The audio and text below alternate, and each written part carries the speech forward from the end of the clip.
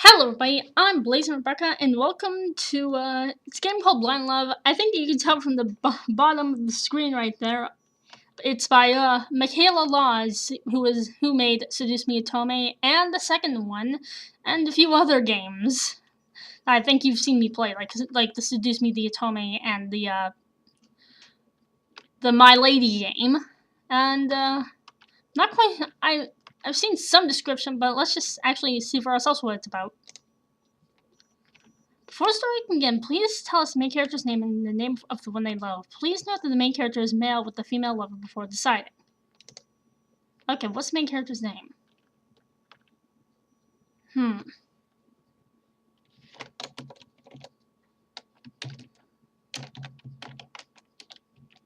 What's their lover's name? Sarah. I was just playing a game where there was a character named Sarah. It was a Telltale game. But,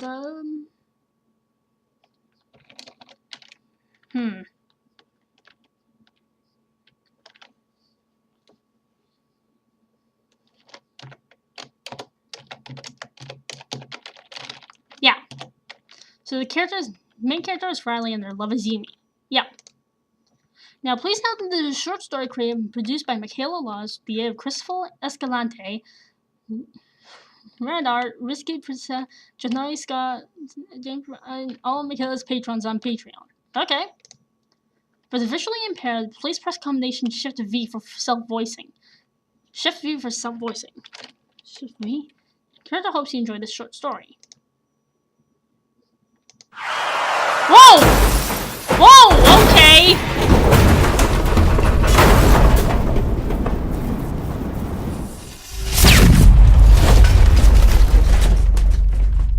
Okay, well that took a turn fast.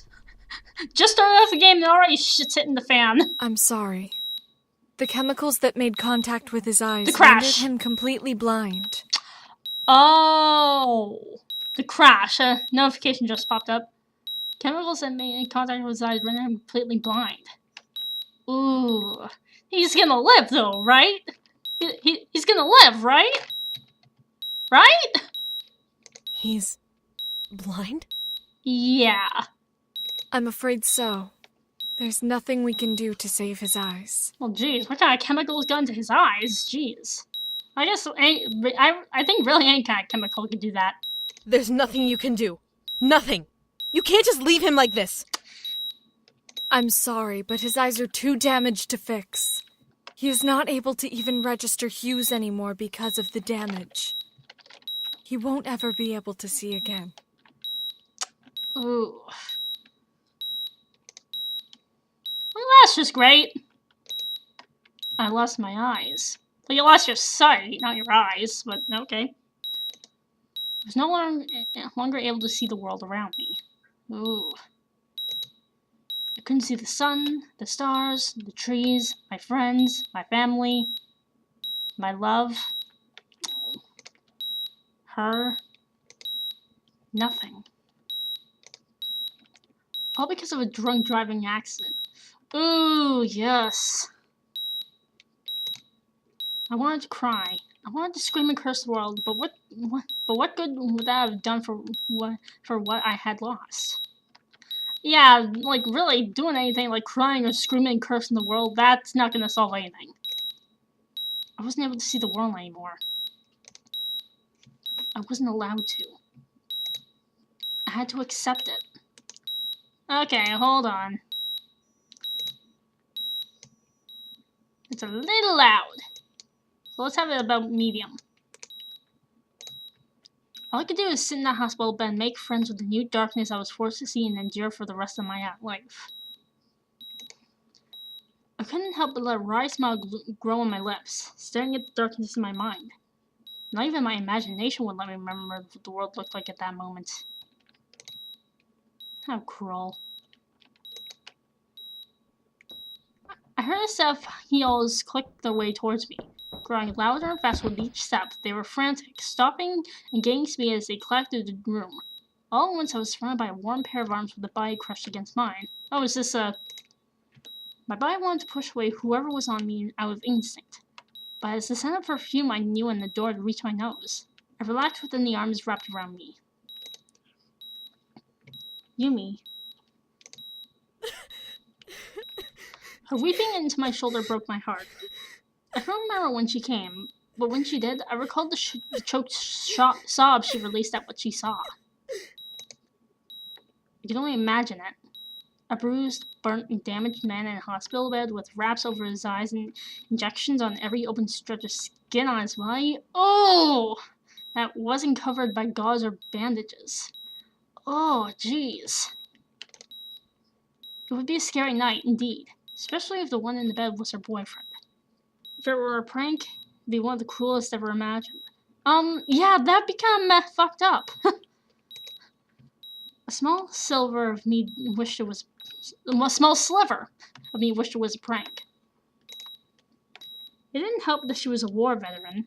Oh. She fought hard and was given honor upon leaving the army, but she never shook the images of death and destruction engraved in her memory.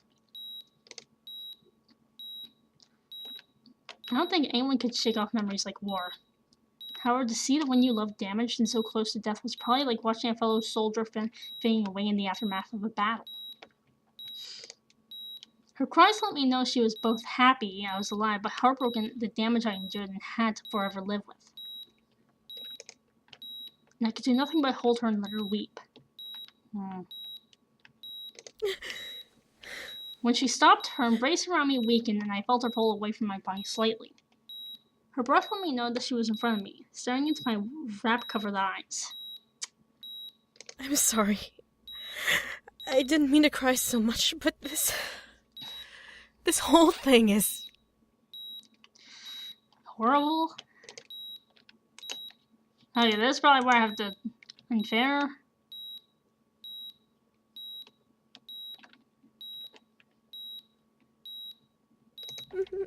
I could hear her whimper a bit in reply, letting me assume that she was agreeing and fighting back tears again. Oh. I gently lifted a hand up and tried to guide it to where her face was. As I neared the warmth of her skin emitted, her hand gently lifted my wrist and placed on my palm over her cheek, allowing me to land on target. I let a small but sad smile grow on my lips as I ran my thumb over her skin. She felt soft, but her cheek was slightly damp from the tears she shed. I could barely picture it, despite not wanting to at all. What happened happened. We can't just live in the regret of the pain. We can get through this. Her hand gently nodded against my head, and I felt her nuzzle against my palm and fingers lovingly, covering my hands with hers. I felt helpless. I wanted to tell her that I would be fine. I wanted to comfort her with more than just words of strength.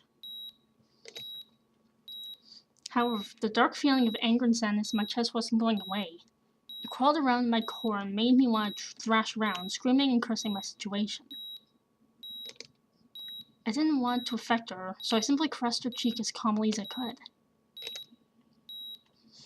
I had to be strong. If not for her, then for myself. That was 3 months ago. Oh, what? 3 months ago, my life without sight had begun. It wasn't a life I wanted to start, but it was a life I had to live whether I liked it or not. Despite the fear behind the idea, living without sight was not as bad as people made it seem to be. I was given a foldable walking cane and even a seeing eye dog. He is a good dog, very loyal. His name was... Oh, we can name the dog?